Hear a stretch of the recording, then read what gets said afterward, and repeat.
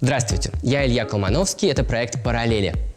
Сегодня я хочу поговорить о вещах медленных, задумчивых и медитативных, о воде и камнях, самых долгих научных экспериментах и гравитационном клее. Впрочем, давайте по порядку. Австралийский физик Джон Мейнстон на второй день своей работы в университете Брисбейн обнаружил, что в одном из шкафов в лаборатории уже 34 года работает немудрящая экспериментальная установка.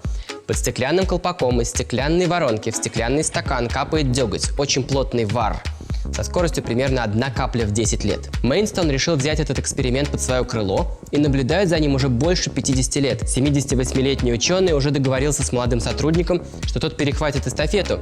Дегтя в воронке хватит еще не на одну карьеру. Послушайте, с какой любовью Мейнстон говорит об этой работе.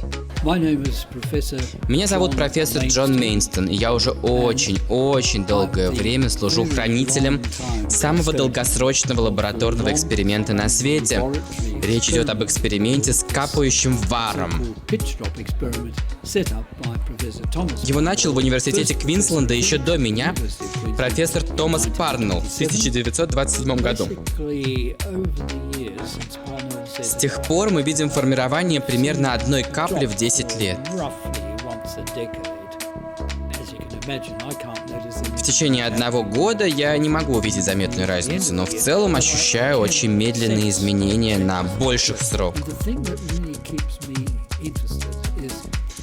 Мне очень нравится видеть, когда при формировании капли над ней начинает расти и удлиняться стебелек.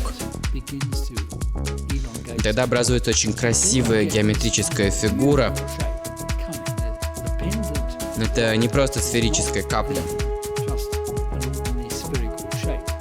И думаю, на меня в первую очередь действует именно красота этого явления. Нельзя сказать, что это большой адронный коллайдер. За все время существования на основе этого исследования была опубликована всего 1 научная статья, в которой авторы рассчитали, что деготь в 230 миллионов раз более вязкий, чем вода. Но для ученых очень важна красота и медитативность. Сам Мейнстон говорит, что для него ценность проекта не столько в научном содержании, сколько в культурном влиянии. Форма этих капель вдохновляла скульпторов, поэтов и писателей на размышления о времени. Воронка с дегтем – это символ неспешности и постоянства науки в суматошном мире. Художник Мишель Граб использует самый древний инструмент – камень, и самую древнюю технологию – гравитационный клей, точнее просто силу тяжести, для создания не менее мощной метафоры. Он находит баланс, уравновешивает совершенно безумные конструкции из камней, создавая пусть краткосрочную, но какую-то очень глубинную версию стабильности, где угодно и из чего угодно, только посмотрите. Я заметил, что он очень любит выстраивать свои конструкции среди текущей воды. Двигающийся фон – это метафора меняющегося мира, который подчеркивает стабильность его башен из камней. И смотреть на двигающуюся воду можно бесконечно. Похоже, именно этой идеей руководствовался Максим Каманин из Астрахани, создавший экраны Display Air для видеопроекции на основе постоянно распыляемых бесчисленных капель воды. Послушаем и об этой разработке. Экран-дисплеер образован потоками микрокапель воды. Они подаются из щели распылителя. Воду нужно предварительно залить в специальный резервуар. Его емкость 15 литров. Этого хватает на 10 часов работы. Картинка на стену капель передается с проектора, который размещается за экраном. В состав системы входит компьютер под управлением Android.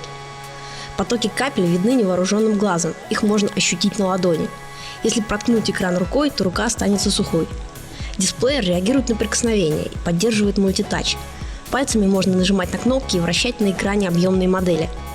С вами был Илья Колмановский, проект «Параллели». До новых встреч!